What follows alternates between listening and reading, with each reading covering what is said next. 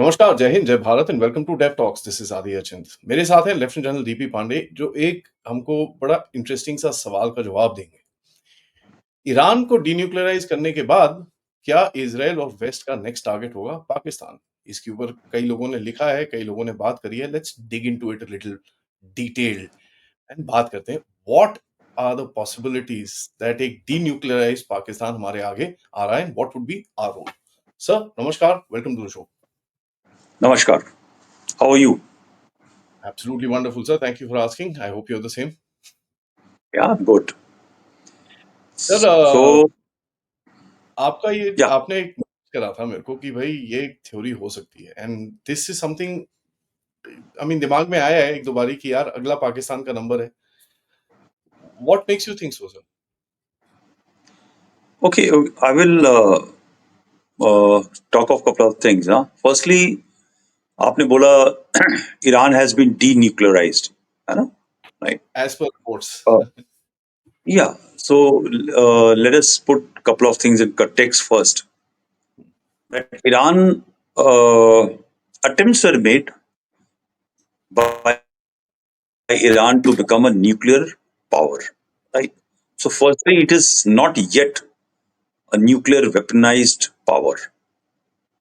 So therefore, to say denuclearized may be a wrong statement at the very first go, because they were yet to achieve the weaponization program. They had, as per reports suggest, they had about 400 kgs worth or something of that nature, 60% and above enriched uranium, which was actually required only for weaponizing or maybe for carrying out certain degree of high-end scientific, medical test and stuff like that, right?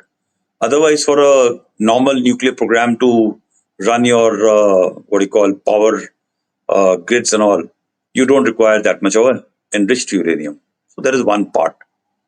The second is the context that they have been denuclearized, even if they were not nuclearized, is also a suspect, because somewhere one had anticipated, one of the channels, and I had said, when Trump said that I'm going to come back on this issue of attacking Iran in 2 weeks. So I said 2 weeks will be too long gone in case they don't do it within 24 hours to 48 hours. 48 hours was the time I had given. They will possibly miss the bus because, Iranians are not foolish, right? Iranians are civilizational people. They are far more smarter and intelligent than anybody in the region. And they got a scientific program, a technologically challenging program in spite of sanctions running. They will be taking measures to safeguard, even if you have taken out their top leadership and the scientists and all, which I'm sure they would have done.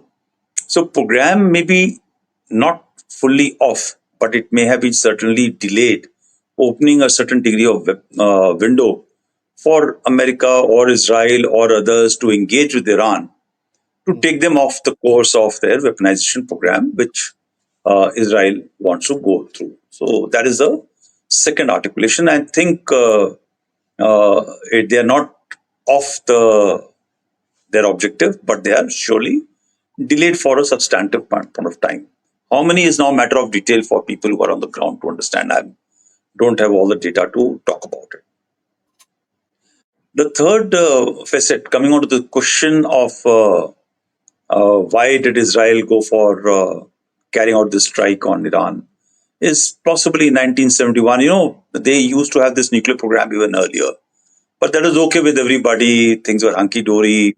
There was not religious radicalization motivation per se. The Islamic Revolution had not taken place, and suddenly when everything took place, and the Iranians wanted to find possibly a binding factor, because in the region, if you understand, there are four contenders to become the top leader of Islamic Ummah, right?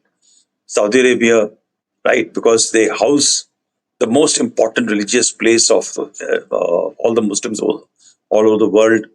Then is Turkey, which is, of course, quite modern, advanced, and has got a civilizational claim in terms of the Ottomans, the Turks, that huge history they have got. They were controlling this entire region. They ruled over it. They had not exactly colonized, but they were all ruling all over the place. Then the Persians, Iranians, and now there is a new spoilt brat child who thinks that खाने को दाना नहीं है मगर हम Islamic उम्मा के ऊपर राज करेंगे, and that is Pakistan. And they were very clear in their articulation, not very early in their this thing, but somewhere around in 70s, 80s. They were quite vehement on this.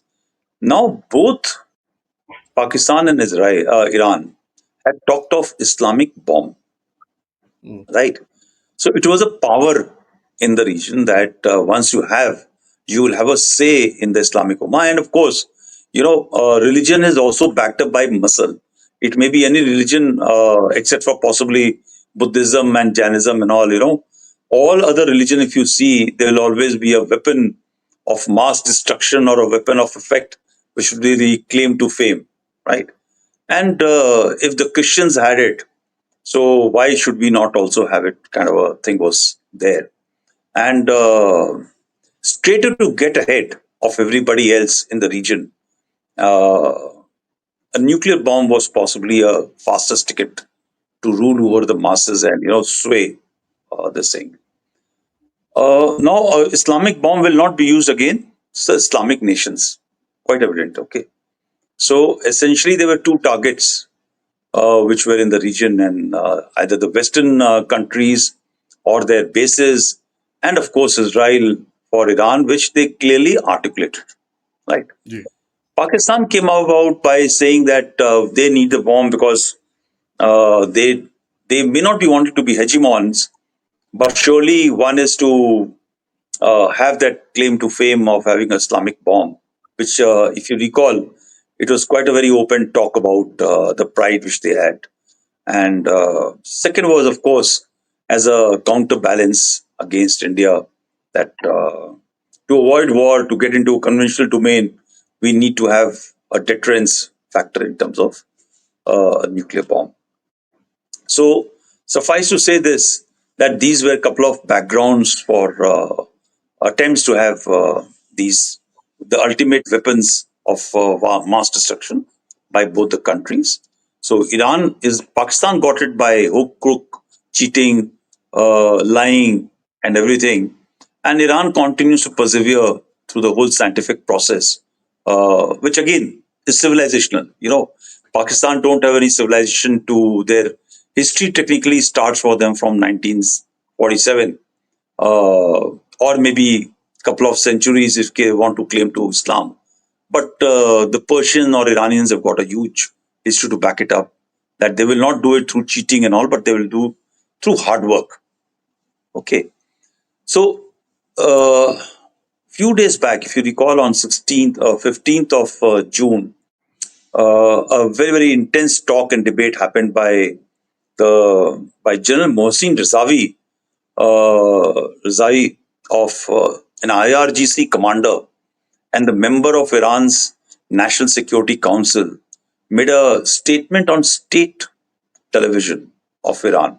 Mm. They said, and he said very clearly that Pakistan will nuke Israel if Israel nukes Iran. Okay. Now, such a responsible person will not make a statement without certain degree of assurance and backing.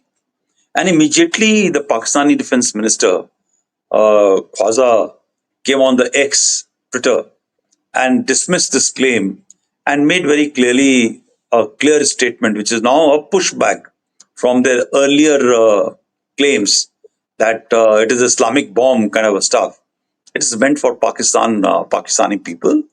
It is basically meant for a regional configuration to avoid a conventional war and a very hegemonistic or a powerful nation in the vicinity. It is kept for response against this country, and it is Pakistan is signatory for all international agreements and all, and therefore they will not get into this kind of a stuff, right? But let's put all these things into context, okay? So while political articulations were always in favor of Iran, okay, but on ground, what Asim Munir has done or the military establishment has done, known unknown to the political establishment. I'm quite sure political establishment can do nothing about it, and they will have to follow the norm. Uh, they have provided enough support for Israelis to carry out operations against Iran, right? mm, It may be via through a third country in terms of intelligence collection, use of airspace, use of other things, but surely for Operation Midnight Hammer, which was executed by the Americans, there was certain degree of talk that in a contingency, right, in case they have to exit, evacuate, do something to the planes which are overhead in the Iranian airspace, the fastest getaway place for them was possibly an option was there to come to Pakistan, right? So I'm quite sure when Asim Munir was being given lunch, right, which I'm sure he was having with trembling hands, he was also being passed certain instructions. You don't go to Trump or you don't go to the Americans without a business proposal or plan in which they will exact much more than what you can offer. mm, Howsoever shrewd and smart and cunning you may be, the Americans are fastest, smartest, and bestest in taking out, exacting their, they are the merchants of the ultimate type. They will buy your flesh and skin and everything without you actually coming to know of it. mm, So something has happened, and thereafter the military establishment has kept quiet about love affair, uh, which they talk of between Iran and Pakistan because of the issue of religion, right? So let's keep this one facet aside now. The other factor you have to take in account is that the only country in the region which is non-Muslim is Israel, right? Today, Pakistan may be down in dumps. It requires crutches of IMF, World Bank, the American crutch, the Saudi crutch. They got multiple crutches to only allow them to eat yesterday because, overnight they go without food and hunger. There are issues which are there in that country. And therefore, right now, they may not be so virulent or volatile talk, which is the normal stance of these people. Once they are in power, once they are energized, when they have the strength, then they will be bullish, right? They'll be they will be tigers. This saying. But जब वो गरीब होता है ना, then they start behaving in a different manner, right? So I think this is one facet which you have to look very closely, and which I think Israelis look at it very seriously, right? mm, Yeah, I don't know if you heard an interview of Benjamin Netanyahu, which is about a decade and a half back, mm, right, in which he says that first he will go for Iranian nukes and nuclear capabilities, right, and then the second one is because he feels, and that is his perception and strong feeling that uh, militant Islamic regimes should not have nuclear nuclear. bomb, Mm, right? So these three words have got great meaning now, right? This militant Islamist regime, actually, not Islamic regime. So they may be okay with maybe Saudi Arabia having one. mm, They may be okay with Kuwait or somebody, having which is not exactly Islamist oriented country. But when somebody comes out and openly declare that I am Islamist and I'm going to come after you, right? Which Iran did, so they will get after them. And second is similarly is about Pakistan. It may change its color anytime because they don't have a spine in that sense. They can change their stance anytime. So they may have to come after this guys.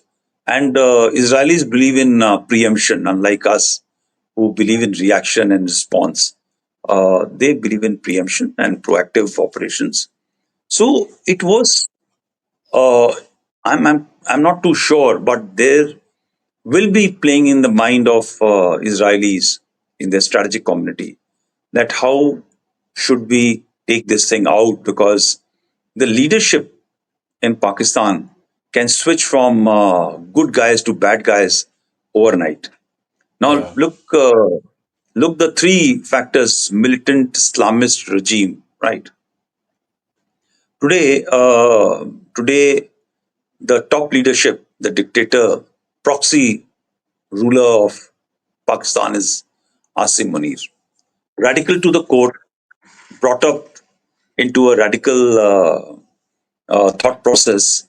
He talks of it very clearly and openly, and he's quite sure that he is leading, possibly wanting to lead Islamic Ummah. But he may be wearing a uniform, and that may give a different connotation. But today, he has been able to put the most popular leader of the country, Imran Khan, who, by the way, also was a proponent of Islam, and he was suddenly, from that glamorous glamour poster boy from Suit Boot or a cricket this thing, switched because he now wanted to be leader of Pakistan, and he knew there's no other way. He suddenly became a pious Muslim, and he became so. He also had a significant following. When you can pick out this significant following guy in your own country and put him behind the jail, then you can well imagine the capacity of this gentleman, Asim Munir. What can he achieve? Right? How deceiving and how devious he is. So, and uh, Pakistan has proclaimed itself to be uh, ultra Islamist, right? So their activity, their nurturing of the terrorists, they're coming on the stage along with the terror organization, the leaders.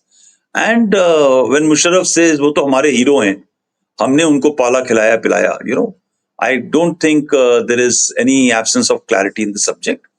The only challenge which comes out, which I may be wrong, but this is what the indications are, that after the global war on terror started and there was a fear of the Pakistani nukes falling into the wrong hands, the Americans possibly took control, or at least they are supervising it, right? So when you carry out an action of this nature, then you can't do it till the time in case Americans are there or the establishment is there to look after. Anywhere in the proximity of these areas will be a challenge for Israel even if they want. And I'm sure you must be aware that the Israelis had offered this option to India some time back, that they will come and defang and take out the nuclear capability, which they were still developing. They were in initial, one of the final stages of developing their nuclear weapons through stealing, cheating, buying, and telling all lies to Saudis and everybody. When we make this bomb, it will be yours. Don't worry, we will be fighting for you. And the funding for it came from the Gulf, right? The stuff came from outside. This thing, the prints came from outside by that guy who, क्या नाम है उसका? I don't, I'm not remembering, Kadir or something. Abdul You Qadir know, Khan, sir. AQ Khan. Kadir, AQ Khan. So all that happened, right? So it will remain in the consciousness, I think, of Israel that you can't trust these guys, right? Because the governance can shift, and as the time is passing, from 1947 to now, Pakistan is only moving towards most uh, radical corner of Islam, right? While all the other countries in the Gulf have moved towards the modernization, they continue to move very, very fast towards 7th century, 6th century thoughts for their own people. So, I they will be worried, right? Americans may not be worried because they are quite distant from Pakistan, but Israel may be worried. Sir, but in this entire game, one thing that we see is that Pakistanis have become more brazen, as you're saying. They were jala, they're bringing that thing out every time. Oh, we've got nuclear, we've got nuclear, we've got nuclear. Therefore, yesterday also that, what's his name? Uh, the DGISPR also Progress. came out. Oh, you can't denuclearize us, you can't do this, you can't do that. But the kind of rumor mongering which is there in from within the US also. I mean, वहाँ पर अभी तो support कर रहे हैं. But there is also a section of the US which has started saying कि यार Pakistani nukes are dangerous. इनको हटाना पड़ेगा. So, do you see the setup already start beginning to form? Ki bhai, narrative. Let's kind of create a narrative and say, ki, okay, here may be our next this thing, and let's see how he responds. So then we can build a policy and go forward. Do you see something of that sort happening? Yeah, you see, the American establishment works on a beautiful concept that Mm, there will be one section will be talking towards one end of the spectrum, and the second section will be talking in the second end of the spectrum, right? So these are cards which can be used at any point of time, and it also this card is used to keep the target country, non-state leader also into a dock, right? So you need to keep the person tentative. Kya hoga? So there's no assurance. Uh, the Americans have actually, if you see, dealt a blow time and again to their best friends, the Britishers also. Uh, After having promised to go into an operation at the last minute, they will pull out and let the Brits or even the NATO countries into lurch, right? Because eventually national interest takes over everything, and for that deception and stuff like this, we are far behind in all this, right? We'll always take precedent for Americans and even the Chinese. So this game will be on, and I'm sure there'll be a section which will be voicing concern. And when you debate a subject, you'll always have pro speaker and the con speakers, right? And then it becomes easier for the deep state or the strategic community to take a decision on this or that and shift between one to other, right? We'll use power, we'll not use power. We'll going to talk, we'll not going to talk. There should be a tariff war, there should not be a tariff war. We should defang Pakistan, we should not defang Pakistan. So, in case if you're looking at the serious business of defanging Pakistan, there may be a case in point because uh, they know that while they can control this country, but this country has also got a very great capacity of saying कि वो मेरे हाथ में नहीं है. These terrorists have gone out of hand. Oh, these mhm. are rogue elements. So those people who can, a country and a nation which can always hide behind these comments, they can also do something silly in terms of using the nukes, right? It has gone out of, and they may not use the nukes, but they may always use it as a blackmail on the Yeah. possibilities of falling in the wrong hand, and therefore you need to give us more. That kind of stuff which will always be there. So nuclear bogey has been called off, right? So technically, to say that they require a nuclear asset, right, against India, because everybody knows that India is not going to want to get into a conventional war or something. We want to continue and focus on our own, and that is again our civilization thing. We have never been looking outwards. We have just tried to manage our own affairs. So this also the West has started to recognize this fact that India is not likely to take the step of getting across. Yeah, if Pakistanis decide to implode, they will implode. But India is not going to get into a conventional domain and try and make them do it hasten up, right?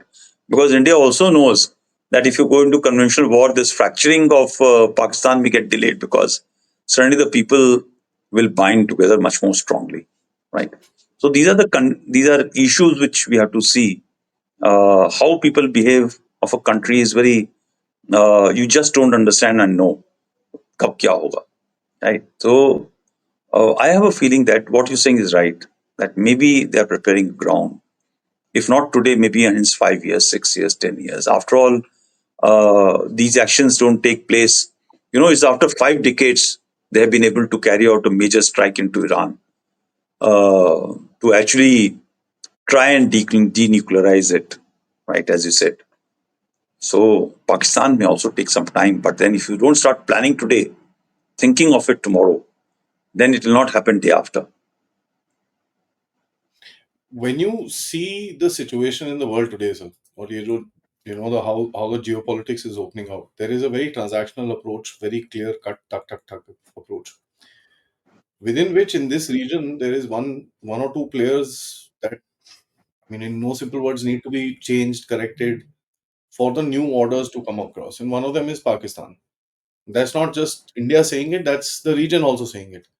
I mean, even the Saudis keep telling these guys, yeah, stop this nonsense, band karo ye sab, kya kar rahe ho? The Chinese, of course, promote it, the Americans promote it, but the region is telling them, yeah, stop it. Just stop it. The Afghanistan guys are telling them, we are telling them, Saudis, Emiratis, everybody seems to be telling them, calm down, you need to become normal. वो होगा नहीं. It will not happen. So the process of radicalization, and if I may say that brainlessness, I mean, for the lack of a better word, will continue within this, so-called Pakistan region, which only clearly states that, sir, the urgency of the matter will be much, much more higher than what it was for Iran. Iran still is a stable country. Here is a country which is unstable.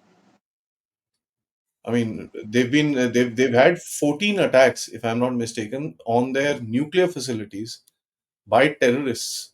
Not really going towards the nuclear facilities, but where nuclear weapons have been kept or nuclear issues are there. I mean, Karachi, this, that, terrorists have actually hit that.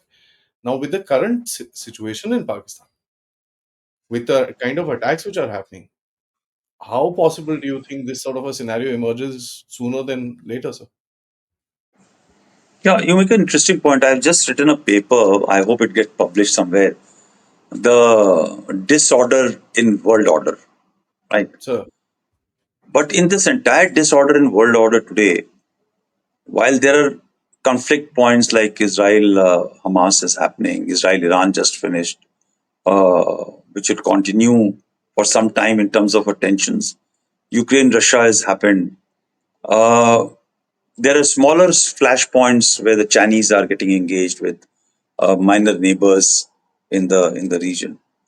But in terms of non-state actions, the terror activities, if you look at it, has emerged only from our subcontinent.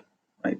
If you go back to history, the people who have been driving the radical Islam have not actually come from Saudi Arabia or Iran or Iraq or other places. They've actually come from India and Pakistan, right? Madudi and those characters who moved from, they won the thought process in school and all, and they went and spread these extreme thoughts, right? They are the drivers of extreme, while they were all tribalistic systems and concepts they were following. But these are the guys who moved out. So when you actually trace all events which have taken place of terror activities or leadership or some degree of training, funding, movement, connection, you will find that it lands up on the shores of Pakistan, right? Uh, Starting from Osama being found next door in Abbottabad to go back to the attack which happened on Twin Tower and other places, everybody has been in and around in Pakistan or was in touch with the Pakistani agencies in some manner or other. You can trace all of them, right? So if this is known, and when rest of the region, even Afghanistan, with the rule of Taliban coming, right, they are trying to get into, I'll not say modern education, but they are trying to stabilize the region as a government or something. They are also doing it. Every other country in the region is doing it except for Pakistan, and now, of course, Bangladesh has joined the bandwagon. And they're, yeah, but Bangladesh is still not exporting terror. Huh? Whereas Pakistan continues to export terror not only to India, all over the world, by direct connection or by indirect connection. So if you look at this is the only problem child. If you really want to take out terror or Islamic terror, right, by as a word, you may possibly have to look at Pakistan very, very seriously, right? Now the countries today are into that mood. Everybody wants to modernize, have great job and a good future for their own people, and they know that is how they need to survive. Otherwise, it's difficult for them. So all the countries who used to talk of Islam as a primary driver has started changing. Of course, Yemen is there. Again, Yemen has not been sending people out, right? But these guys have been sending out. So they are the most possibly dangerous people. And I think the West needs to give a hard look because India will try and live along with them, right? Because of our very nature of our polity or people. ठीक है चलने दो कोई बात नहीं है यार देखेंगे अगली बार, right? But the West, okay. The second is that when we get hit, we got a very short memory. People have already forgotten what happened in Uri and Pulwama. They'll also forget Pahalgam because our numbers are huge and our challenges, internal, personal, societal challenges are also quite significant. So we take these shocks on our stride. But the West doesn't take or can't take, right? So therefore, they need to keep on thinking very hard on Pakistan that what shape, size Pakistan should be, so that the terror producing factories which are there gets reduced. Because openly they have come out. I think Hafiz Saeed or Masood said that they got 10,000 terrorists who are lined up, and the top leadership has come and paid obeisance to us, right? So जो बंदा बता रहा है कि I got 10,000 nearly two division size of force available to be applied anywhere, a div size force, right? Uh, I think it's dangerous. That is, how do you think, coming towards the last thing, there is, of course, the fact that India is wanting to emerge as a power center in this region, and pretty much is the Americans themselves say India is the security provider for the Indo-Pacific sort of a thing. They've come across and said that, and we also have that this thing कि भाई ये हमारा region है, and we want to kind of secure it. We want to ensure that things are settled. So that's why you see defense outreach, you see exercises, you see all sorts of stuff, and our naval presence also going forward and this and that. So going forward, sir, it'll be on us to kind of put the case across, because when you see what happened with Sindhu, the doctrine has now changed. So, as I said in the introduction, what would be the role of India? So now that the doctrine has changed, uh, and India's power has actually gone to the next level, isn't it incumbent on the regional power to take a stand and take these issues forward and do what needs to be done, as probably we intended to do to a certain extent in Sindhu, when we hit what we hit in Noor Khan, what we hit in Sargodha and other places. So there was a message that we sent, and we changed our policy that we will not fall for this nuclear blackmail. So this, do you think, is a push from our side that, okay, fine, you don't do it, we will? Does it seem like that, sir? Yeah, I'm sure our politicians, current government, and the top leadership would like to put it across like this. But I will give a different view, and that is whatever we did in Ops Sindoor was political compulsion, right? It was also the effect of social media, the popular sentiment, right? It was not a military or a political rational thought. It was again a compulsion, right? A rational thought would have, a lot of people asked me, kab jayenge? I kept on saying, why should we rush into this operation of Sindoor, which eventually was called? Because Pakistanis will be waiting for us, right? In fact, they have done Pahalgam to invite you to attack them. And if you go quickly, because last time you did it after 11 days, now you've done it after second time, you did it after 12 days. They'll also be, or मैं तो ये बोलता हूँ, I keep on saying कि when your opposition starts telling you to do something, you must start thinking double time. Yeah, better not do it. So suddenly you found that everybody started saying, your media, anti-Modi media, I'll say, there are both the media and anti-Modi media. Anti-Modi media and their propaganda started saying, 56 inch का सीना कहाँ गया, कब करके दिखाओ, all that thing. Right. So I, unfortunately, I would have not advised, right? Whatever compulsions were there to go for this, right? Because it's all right. The country was having anger, angst, and that anger and angst was being driven by a lot of narratives and everything. Uh, IWT action which was taken was good enough and strong enough. We didn't have to go for a military action. Now, having gone for it, there's no way you could have done what you did in Balakot or in Uri. You have to take it one notch up, because situation, conditions, and the punishment required a different caliber and stuff. So, if you actually look at our political establishment even today, while they may say anything, they are quite focused on one stuff. They are Growth. looking at vision which they have set for themselves in the country, right? Yeah. And again, it is not this government only; it has been set by all governments. No government wanted to go for war, right? Every government wanted to look after their poor. Their policies may be right or wrong, right? Even the current government's policy will be judged maybe after 10 years, 20 years by somebody else. But the fact of the matter is that all of them wanted to continue to grow in a peaceful manner. India, we may put great English that we are the net security provider. What net security provider can we be? By having introduced something in Maldives, right? That is one major successful operation which happened, fortunately for us, which went out in a quite positive manner. We intervened in Sri Lanka in Op Pavan. Mm. Uh, you know exactly what happened, right? Uh, when you say net security provider in a benign manner, that some pirates have boarded a merchant ship, you go and evacuate them. You evacuate people on COVID.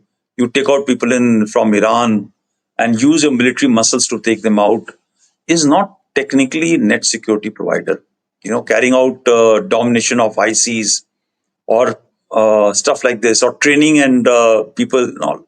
They're all benign actions, right? Mm. Net security provider, you can say America is surely a net security provider when it signs an agreement with Japan, Taiwan, and NATO, and says that I will come and back you up. Don't worry, right? Mm. So, do we have that kind of a military muscle or economic power to start being truly net security provider that tomorrow somebody dials you up, says that X country is coming or a non-state actor is coming and we need help. So, going to Nepal to assist them in an earthquake is not technically net security. But there's so many agencies which come, people from Norway, Netherlands, they come and carry out assistance in finding earthquake victims and this thing. So this this looks very good American English net security provider in the region, right? We are technically not, right? More importantly, we are also not a threat to any of the countries in the region, including Pakistan or China, right? Neither are we organized nor are we equipped, right? Because the moment you want to be a threat to any other country, your equipment profile, your organization structures have to change. Right now, we continue to call ourselves a defense force. We don't call ourselves as a military force or something, right? So our orientation remains bounded to the confines of whatever your boundaries are.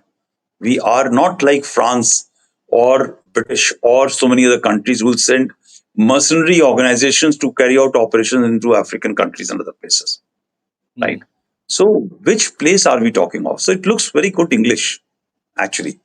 Yes, what should we do about Pakistan? We have been doing for so long by giving dossiers, by telling everybody knows in the West, they don't have to be told that Pakistan is a problem child. As you yourself have said, that the region knows they're talking about it. But in polite terms, in public platforms and all, when you're engaging from one leader to another leader, maybe only Trump can tell and have an argument with Zelensky the way he did, right? But most of the country's top leadership will have a polite chat and convey in diplomatic terms what they mean of a country and what they want to do and engage, how they want to engage. So while the West is aware, but today, the geopolitical condition is such that nobody has the stamina to do anything much. Everybody is constrained into their internal challenges, which are economic, which are migrant based, which are polarization, which has taken place because suddenly you find that you got cheap Chinese good to run your country, right? And you are totally enjoying, and suddenly you have lost all your jobs, and now you are kept uh, into a sort of a trap. You can't manufacture of your own, you can't buy from somebody else. So you're actually pumping money to let China grow, which is the next big hegemon, which is now going to dictate terms to you, right? So that is one part. And of course, you invited migrants to do your low end jobs. You on the basis of giving asylum and stuff like that. Now they are coming and saying that you change your culture and change your religion, and we are the people who are working for your country, and we are now going to own it. So they are all troubled by those challenges, and their policies, internal domestic policies, are also dictated by these numbers. Unlike Indian domicile people who go and stay in foreign countries, who continue to contribute positively in middle rung to higher rung uh, arena, the people from Pakistan and other places, when they go, they continue to live in ghettos and together work low end jobs and be controlled by their their own respective leaders, rather than becoming part and parcel of the society which they have gone to.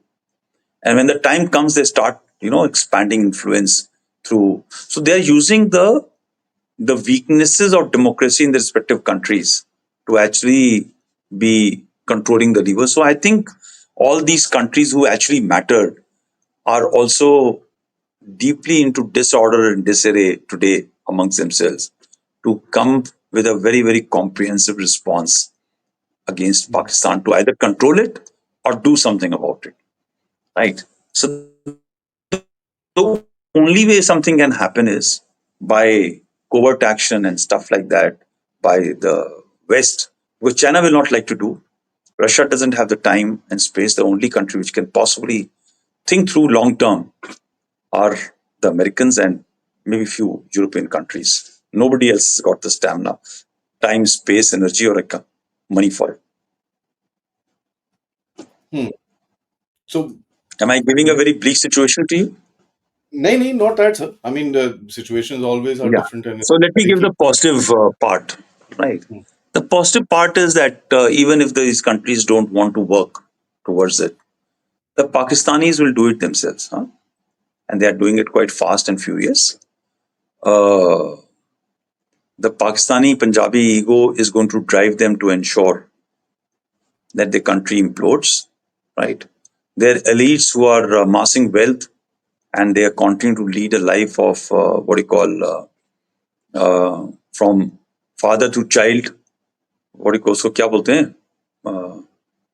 Their dynastic policies Hmm. will drive them to ground, right? So the families of Bhuttos and North Zardari, the families of Sharif and families of Imran are going to take over and compete with the military or combine with military to ensure that the country gets sorted out, right?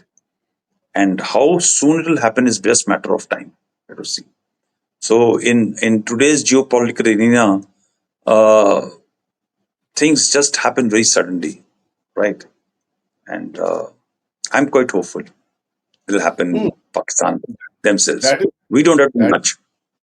that is there. We don't have to do too much. वो अपने आप ही they'll do the damage to themselves, and that is something we can count on them for it. I mean, we don't need to kind of even you know uh, a little nudge here and a little push here should do the do the trick more than anything else. Interesting, sir. I mean, nuclear game. I think is going to be very different from what we've seen in the past 70 years. People are going to talk about it very differently, and I think you've given a perspective as to how we could see things going forward. Thank you, sir. Always a pleasure talking to you. Learning experience because we need to keep talking about this so that one, it gets to the people. This is happening. Two, we need to also make plans for the future, and that's very, very critical. Thank you so much, sir. It's always a pleasure talking to you, and looking forward to catching up for the next discussion very soon. Till then, audience is subscribe. Please, I request please like and subscribe to the channel, and of course share this with your friends and families. Thank you so much, sir. Namaskar. Jai Hind. Jai Bharat. Jai Hind, Jai Bharat.